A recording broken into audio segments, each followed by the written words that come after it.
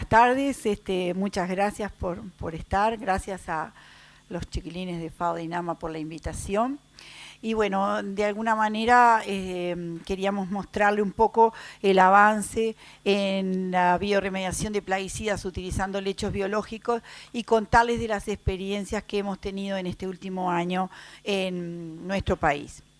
En el 2016, cuando nos invitaron para presentar un poco y contarles toda la experiencia que nosotros habíamos generado, pero académicamente a nivel de laboratorio o internamente dentro de facultad, sobre la bioremediación y la posible mitigación con bioreactores o con biolechos o biobed o camas biológicas, que son todos los distintos nombres que reciben dispositivos que tienen básicamente un diseño similar o una base teórica similar. Nosotros le presentamos todo lo que hasta ese momento habíamos desarrollado, siempre a escala de investigación y de laboratorio dentro de la facultad. Habíamos hecho una primera instancia de una aproximación en la Escuela Agraria de Fray Bentos, una instalación piloto a campo. Y junto con toda nuestra experiencia, lo que terminamos, nos preguntaban en aquel momento cuáles eran dentro de nuestra línea de investigación la manera que podíamos de alguna manera ayudar o complementar o fortalecer las capacidades para la gestión de los residuos. Y bueno, junto con lo que nosotros le mostramos de nuestros resultados a nivel de laboratorio, les mostrábamos que la gente de Dijegra había publicado un manual de buenas prácticas agrícolas y que nosotros, súper entusiasmados, habíamos encontrado que en el apartado 6 de la gestión de plaguicidas, ellos sugerían el uso de las camas biológicas. Para nosotros eso era un golazo, era juntar dos esfuerzos que estábamos como totalmente separados y que los cuales de alguna manera se complementaban y suponíamos que se iban a potenciar. Bueno, a raíz de todo eso, nosotros con la propuesta que habíamos presentado de que los lechos biológicos podían servir como un método de contaminación alternativo, con el ejemplo de lo que habíamos analizado piloto en condiciones de campo en la Escuela Agraria de Fray Bentos, utilizando clorpirifos como modelo y viendo la degradación, también ya ahí mostrábamos y hacíamos hincapié en que esos lechos biológicos o esos biobed no eran en la pólvora, no habíamos descubierto nada y que tampoco eran una solución a la que podíamos decir fantástico, son bárbaros y apliquemos todo, porque simplemente con un compuesto modelo utilizando tierras del norte y tierra del sur, habíamos tenido, si bien un comportamiento de degradación, un comportamiento totalmente diferente. Entonces eso hacía preguntarnos cómo seguíamos en ese camino, si decíamos apliquemos las camas biológicas y que todo el mundo las aplicara, o si tratáramos de ver realmente en nuestras realidades y en las condiciones de campo funcionaban o no. Entonces, ¿cómo hacemos pensando? ¿Cómo podemos decidir cuál es la mejor herramienta de la mitigación? ¿Cuáles son las posibilidades que cada productor tiene? ¿Cuáles son las realidades que cada productor tiene? ¿Cuán grande es su producción? ¿Cuáles son los volúmenes de efluentes que generan después de cada aplicación o durante cada periodo de cultivo? ¿Dónde tienen instalada esa producción? Y realmente, con todas esas preguntas, con todas esas respuestas prontas, ¿hay condiciones para que se dé la biodegradación o no en la realidad de cada productor? Todo eso era un desafío y eran preguntas que en aquel momento las teníamos por responder. A su vez, ¿son necesarias determinadas condiciones para instalar una cama biológica? Bueno, sí, debe tener una ubicación estratégica, se debe saber el volumen de agua, se debe llegar a una aproximación de la vida útil de esa cama para poder darle una respuesta al productor cuando se le recomienda que la instale. Cuál es su mantenimiento, cómo se evalúa si esa cama realmente está trabajando como una herramienta de mitigación, cuál es la manera de instalarla. Necesitamos, porque estamos hablando de que vamos a tratar de generar un reactor al que le vamos a poner todos aquellos excedentes de nuestras aplicaciones, el agua del triple lavado o una cantidad de cosas, se le vamos a estar, como quien dice, generando un sistema que sí, no hay un aislamiento adecuado, que si no hay una degradación comprobada, es una bomba de tiempo, porque lo que hacemos es confinar una cantidad de cosas ahí, pero sin una respuesta, nada más que tenerlas en un lugar. Y contar con herramientas analíticas para poder decirle al productor, tu cama, en tus condiciones de campo, con la situación en cómo la instalamos, está realmente degradando los compuestos que tú estás aplicando y que estás lavando en ese lugar. Y cuáles son los materiales disponibles que tenemos en cada lugar y en cada región. Con todas esas preguntas por responder, aplicamos o presentamos un proyecto dentro del marco del proyecto grande de plaguicidas de FAO Dinama, y bueno, el proyecto fue aprobado, nosotros súper contentos de que eso pudiera seguir y que pudiéramos seguir trabajando en ese rumbo un poco más prácticamente, y armamos un equipo con la gente de la Facultad de Química, con la gente de DIGERA, que ha sido un pilar fundamental para una cantidad de desarrollos y una cantidad de vinculaciones, con la gente también de FAO Dinama, trabajando todos juntos, logramos armar un cuadrito lindo como para salir a decir, bueno, nos vamos al campo y vamos a hacer el intento de instalarla. Entonces, como cronograma de trabajo, ya entrando dentro del proyecto, lo primero que hicimos fue, junto con la gente de DIGERA, trabajando un poco con la guía SATA, un relevamiento de los activos que se utilizaban para poder nosotros hacer un ajuste a escala de laboratorio. Porque cada paso que se da o cada etapa que se cumple en la instalación a nivel de un productor o a nivel de campo con las condiciones reales de una cama biológica, es necesario que por lo menos en un principio tengan una respuesta analítica para decirle si estos compuestos que ustedes están trabajando se están degradando, sí se están degradando y no están generando metabolitos que puedan ser más tóxicos, y bueno, les lleva X meses en el tiempo o pueden utilizar determinado volumen hasta que esa microbiota, que es la encargada de la degradación, realmente funcione bien. Para todo eso, lo primero que teníamos que tener era herramientas analíticas para que del muestreo de esas camas instaladas les pudiéramos dar una respuesta de realmente cómo se estaba dando esa degradación, o si se estaba dando en definitiva. Entonces, primero que nada, definimos un paquete o un grupo de compuestos a evaluar dentro de los diferentes cultivos que queríamos tratar de acompañar. Hicimos el ajuste metodológico para evaluar esos activos definidos en la mezcla que pretendíamos utilizar en la cama biológica, que ahora vamos a ver cuál era, y en conjunto con la gente de DIGERA, que fue un apoyo fundamental, porque nosotros a veces dentro de la universidad nos vamos medio un poco por las ramas, ahí en esa cosa encerrada entre las clases y la investigación, y bueno, para nosotros era difícil poder saber, necesitábamos un feedback de un productor que quisiera realmente hacerlo, que tuviera una ida y vuelta, y bueno, con DIGERA, en conjunto con toda la gente que trabaja con los productores el día a día, pudimos definir dos productores para trabajar, dos predios. En San Jacinto, Fernando y Cristina de Amores, ellos tienen un producto de cultivo en invernáculo, y en Colonia Valdense, Alejandra y Tito Malán. Entonces, eran realidades diferentes, cultivos bien diferentes, paquetes que utilizaban, que aplicaban también diferentes. Los visitamos, conversamos con ellos, les contamos toda la historia, volvimos a hacer un relevamiento de los activos, volvimos a hacer una revalidación a escala de laboratorio, porque, bueno, sí habíamos hecho el relevamiento con DIGERA, habíamos ido a la guía SATA, nos habíamos guiado todo teórico, pero bueno, el conversar con ellos fue fundamental para poder nosotros ajustar la metodología. Incorporamos aquellos activos que hasta ahora no los habíamos considerado y que sí los estaban usando, y entonces pasamos como un poquito a la acción, como quien dice. Este es el predio de la familia de Amores en San Jacinto. Ellos tienen cultivo de invernáculo de morrón y tomate. Después también cultivan fuera del invernáculo maíz, y también lo que se aplica en el maíz fue agregado a la cama biológica. Entonces, el scope o el alcance del método para ver si realmente le podíamos evaluar la actividad de la cama se agrandó.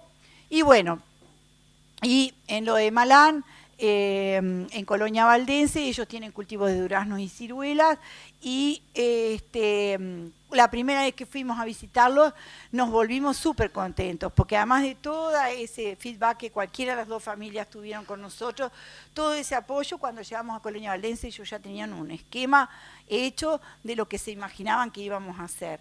Entonces, para nosotros eso fue buenísimo en el sentido de que estábamos en camino y íbamos en la misma sintonía, ¿verdad?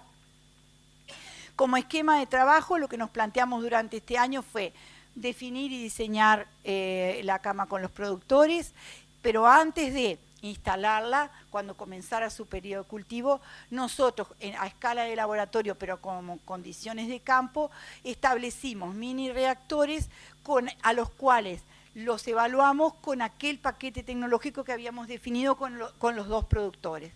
Entonces, y después nos planteamos el establecimiento de los derechos. ¿Por qué? Para evaluar si realmente en una condición a escala piloto estábamos viendo o no degradación, para poder decirles nos tiramos al agua o no nos tiramos al agua, porque no hay ninguno de los compuestos que nos esté manifestando una cierta degradación, por lo menos a escala de laboratorio. A escala piloto, porque en realidad lo que lo hicimos fue en condiciones ambientales de campo, pero como van a ver en pequeños dispositivos.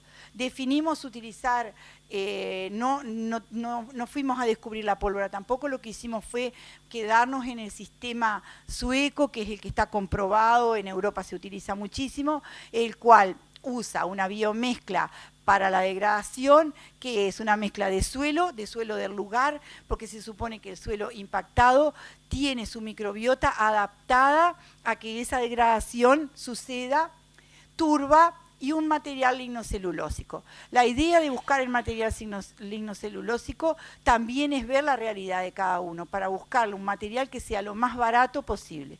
El cuello de botella, utilizando este sistema, para nosotros país, es la turba, y por lo tanto después vamos a hacer algún tipo de evaluaciones para tratar de sustituir la turba. Pero por ahora estamos trabajando con eso, porque por algún lado, en alguna punta teníamos que empezar. Entonces, con todo eso, lo que hicimos fue instalar mini lechos biológicos en los cuales los envenenamos, diríamos, con una cantidad conocida de los formulados de aquellos compuestos que los productores con los que habíamos decidido trabajar utilizaban asiduamente. Se les mantuvo la humedad y se fueron muestreando, se diseñó un sistema de muestreo y se evaluaron durante 90 días. Los resultados, bueno, acá también hay una variedad en los diseños de las camas biológicas. Las camas biológicas pueden ser utilizadas simplemente el suelo del lugar, la turba y la paja, y dejar que la microbiota nativa que corresponde al suelo y el sistema ligninolítico de lo que se está utilizando. En el caso nuestro, nosotros decidimos trabajar con afrechillo, se trabajó indistintamente dependiendo de la disponibilidad con afrechillo de arroz o de trigo, que ya a escala de laboratorio nosotros habíamos con una tesis de posgrado determinado, tomando el clopirifos como modelo, que había actividad. Y entonces lo que sí hicimos fue trabajar esa mezcla con inóculo y sin inóculo. ¿Qué quiere decir? Con el agregado de un hongo específico, un Basidiomycete de la podredumbre blanca, aislados nativos del país, que nosotros ya habíamos comprobado que tenían capacidad degradadora de compuestos recalcitrantes, como por ejemplo endosulfán, clopirifos y algunos metabolitos del endosulfán. Unas la hicimos sin el inóculo y otras con el inóculo. ¿Por qué? Porque en realidad, en la práctica, pensamos que para instalarla a nivel de campo y en todos los productores, como lo recomiendan las buenas prácticas agrícolas, si funcionan sin el inóculo es bastante más fácil, porque como ustedes verán, el inóculo es esto que está acá y hay que prepararlo. Es un hongo que hay que aislarlo, hay que prepararlo y hay que tener una cantidad suficiente como para poder incorporarlo a la biomezcla y que él trabaje en colaboración con la microbiota nativa que tenemos del suelo. Entonces, lo que hicimos fue la evaluación con inóculo y sin inóculo, lo evaluamos, después se fueron muestreando una vez por semana, se muestreaban durante 90 días y se hicieron todos los análisis, se determinaron a través de un método analítico 45 activos que se fueron analizando por cromatografía gaseosa y líquida y después los resultados se vieron evaluando el porcentaje de degradación. Como verán, por ejemplo, el piriproxifen tiene un comportamiento en el cual degrada, después en algún momento queda como estacionado, acumula, o sea, hay un momento como que la cama pierde su efectividad y después vuelve a empezar a degradarse y llegamos casi a los 80 días a un porcentaje de degradación casi de un 100%. El espinosad, si bien se degrada, tiene un comportamiento bastante diferente. Nunca acumula, pero llegamos a que a los 80 días más o menos no podemos alcanzar un 100% de degradación. Pero si nosotros pensamos que tenemos más de un 80% de degradación en solamente 80-90 días, tenemos un resultado que parece sumamente prometedor. El difenoconazol también tiene como una meseta acá y después vuelve a degradarse, pero a pesar de este comportamiento como medio extraño en el piriproxifen, que también puede ser un problema de muestreo, puede ser un problema analítico que habría que volver a evaluarlo, si bien nosotros lo hicimos, todas las bandejas eran por quintuplicado, y se tomaban muestras también y se analizaban, y lo que tenemos representado acá es el promedio de esas 5 réplicas genuinas analíticamente, los resultados analíticos de esas 5 réplicas genuinas. Bueno, en definitiva, por ejemplo, en este llegamos a casi un 100% y en estos a los 80 días nos quedamos ahí. No llegamos al 100%, pero consideramos que es un buen porcentaje de degradación. ¿Por qué? Porque por reportes también hay reportes de que dependiendo muchísimo en algunos casos del clima, de la composición de los suelos, pero pueden llegar a necesitarse 6 meses para llegar a una degradación de un 80%, entre un 80 y un 100%. Por lo tanto, para nosotros, a escala piloto, los resultados de entre 80 y 90 días nos parecían que eran prometedores. Después tenemos evaluado con inóculo. Acá vemos que, por ejemplo, en el clopirifos con inóculo también tenemos un comportamiento similar al que no tenía inóculo. Y también llegamos a no degradar un 100% a los 80 días. Capaz que si nosotros lo evaluamos a los 6 meses, seguramente podamos decir que tuvimos un porcentaje total de degradación. Este es un ejemplo del metolaclor. Como ven, el metolaclor también llega a un 100% de degradación, pero con la presencia del inóculo. Entonces, decidimos de que nos tirábamos al agua y instalábamos los lechos porque teníamos una buena respuesta. Esa respuesta fue poner a funcionar el lecho biológico en San Jacinto y nos pusimos todos a trabajar. Hablando pronto y mal, a palear todos, armamos la mezcla biológica, la instalamos. Fernando fue quien hizo toda la instalación del techo, porque la cama tiene que estar tapada, porque las lluvias la pueden inundar y también sería un desastre si eso se inunda y rebasa. Entonces fuimos entre todos, la gente de IGERA, la gente de FAO, nosotros, Fernando y demás, nos pusimos a trabajar y después seteamos un sistema de muestreo mensual. A su vez, en Colonia Valdense también, la construcción es completamente distinta, la de Colonia Valdense en comparación con la de Fernando, y fuimos avanzando. Entonces, en el proyecto teníamos un método validado, teníamos el ensayo de laboratorio finalizado, teníamos 2 productores con los lechos biológicos instalados y el proceso de ellos en evaluación, haciendo ellos sus aplicaciones comunes y corrientes de cualquier año de producción. No hicimos ningún cambio. Lo único que ellos llevaban un registro de todo lo que aplicaban y de la manera y de los volúmenes con que iban hacia la cama. Se realizaron los muestreos, tenemos muestras analizadas y otras en proceso de análisis. Entonces, el calendario de aplicaciones también fue una cosa que la fuimos siguiendo junto con ellos y que la armamos como un sistema para poder finalmente evaluar y ver qué volúmenes fueron echados a la cama y de qué manera y qué respuesta tuvimos. Definimos un muestreo por mes, una muestra compuesta de 8 puntos, se hacía con un calador para poder después formar una muestra compuesta y tener una representatividad en el resultado analítico. Se realizaron hasta febrero No se ha realizado todavía un tratamiento estadístico, pero sí podemos decir que hemos generado este tipo de tablas en las cuales tenemos las aplicaciones y que eso, por supuesto, gracias a la súper buena voluntad de las dos familias con las que estamos trabajando, porque esto es el día a día que ellos lo van llevando como un registro, pero a nosotros para poder dar una respuesta analítica nos viene muy bien. Y otra salvedad que es importante hacer es que acá nos presentamos frente a un problema. ¿Qué pasa? Nosotros, cuando probamos nuestras camas, las envenenamos con una cantidad conocida cuando empezamos en las pilotos, y lo que hicimos fue seguir eso. Claro, en la producción real no es así. Ellos vuelven a aplican distintas cosas o pueden aplicar en distintas fechas, pero el mismo compuesto. Quiere decir que la cama está como continuamente siendo retroalimentada y necesita tener una respuesta diferente de la que nosotros habíamos evaluado a escala de laboratorio.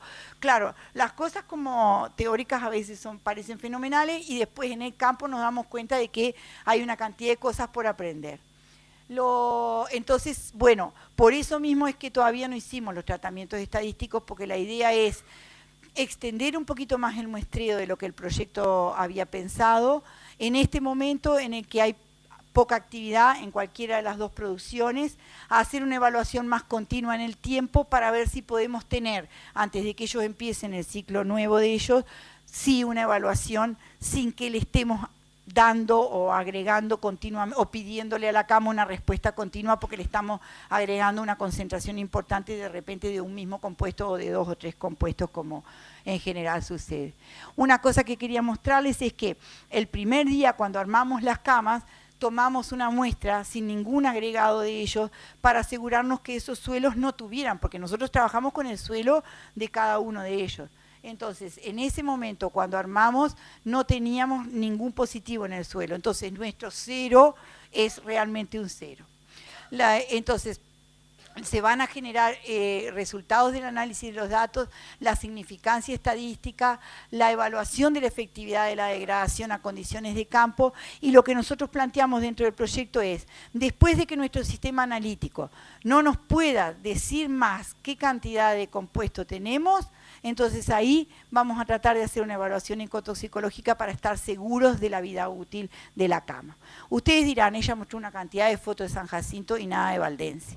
No mostré nada de Valdense porque Tito y Alejandra están acá y a nosotros nos encantaría que ellos les contaran brevemente, capaz que nos pasamos un poquito, y Carolina ya me levantó el cartel pero no le di bolilla, pero nos encantaría que ellos de alguna manera le mostraran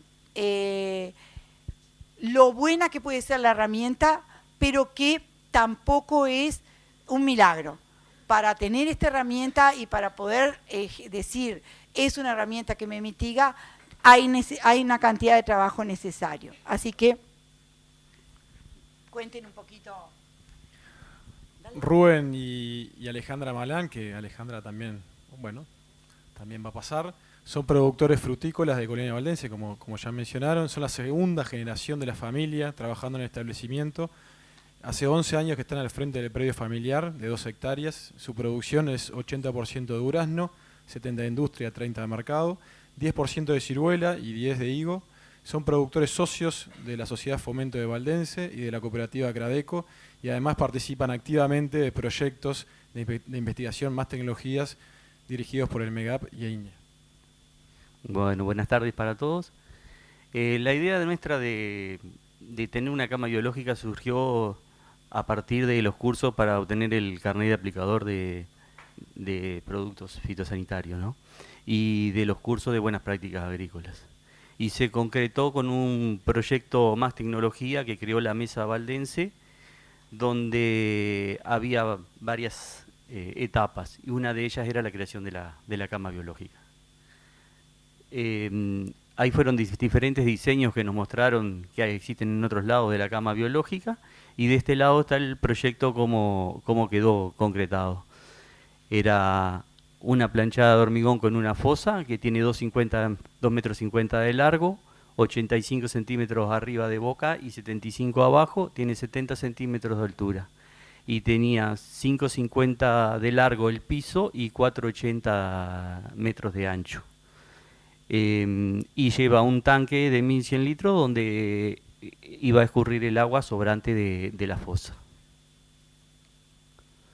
Acá tenemos la nivelación, la ubicación del terreno y la limpieza. Hubo que arrancar un limonero, un par de paraísos que había, porque era el único lugar que quedaba dentro de las normas y que no tenía plantación de frutales.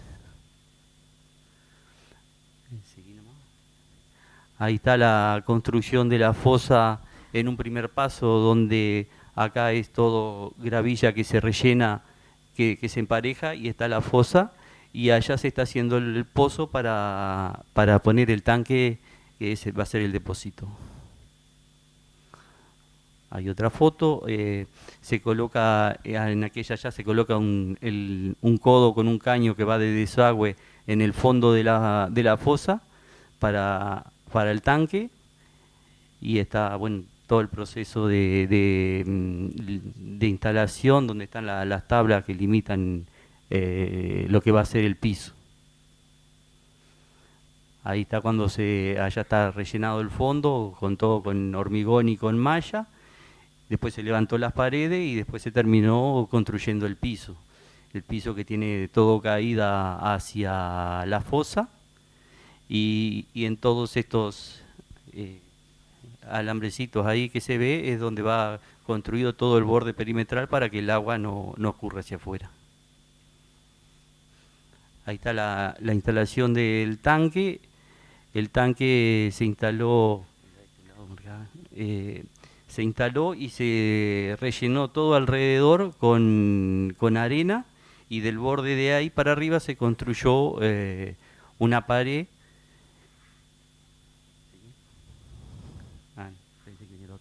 Y luego se instaló una estructura. La estructura la decidimos nosotros, la hicimos con caños de PVC de 35 milímetros y madera. Tenía movimiento en el medio cuando había viento. Y ahí está la fosa pintada con una pintura epoxi para que impermeabilizara, para que no filtrara el agua. Y ahí ya se rellenó con la primera etapa, que es la colocación de la gravilla en el fondo de la cama. Ahí estamos llenando la cama con un balde de turba, 2 baldes de africhillo de arroz y un balde de tierra del lugar. Se mezclaba en la máquina, la hormigonera, y lo íbamos volcando y regando en la fosa. Esos caños son para la respiración, tienen todos agujeritos diminutos, cosa que trate de no filtrar este material para dentro del respiradero. Ahí llenado, está la cama llena ya, cerrada. Acá en diciembre de 2018 se llenó de pasto, tenía pasto, y lo que nos pasó fue que la mezcla bajó, descendió. Entonces después van a ver otras fotos donde el pasto no está. ¿Por qué? Porque sacamos el pasto, volvimos a rellenar, y en el verano no nació prácticamente pasto. Y bueno, y acá empiezan los percances que tuvimos. Con una tormenta grande, hizo panza, el agua paró, se rompió el poste, entonces rompió otro caño de la estructura. Tuvimos que desarmar la estructura, el techo que habíamos hecho, y lo construimos rígido de madera, y hasta ahora está aguantando. Sí, porque todo es ensayo, prueba y error. Otro de los percances que fue en otra lluvia, se filtró agua por el costado de la arena, de la pared, y lo que nos pasó fue que la arena apretó el tanque, que no tenía mucho contenido, y se abolló todo el tanque. ¿Qué tuvimos que hacer? Sacar el tanque y poner uno nuevo, que incluso le hicimos pared todo hasta abajo y no se rellenó alrededor. Acá en esta otra vemos una bomba sumergible que tenemos, que chupa desde el fondo para regar la cama cada vez que lo precisamos. Y si no, el resto del tiempo está tapado, como se ve en la foto de abajo. Ahí fue el rellenado con la biomezcla. Allá se está haciendo un muestreo en aquel lado con un calador. Y acá no se ve mucho, pero por lo menos yo de acá no lo veo, pero tiene los agujeros hechos de un muestreo también.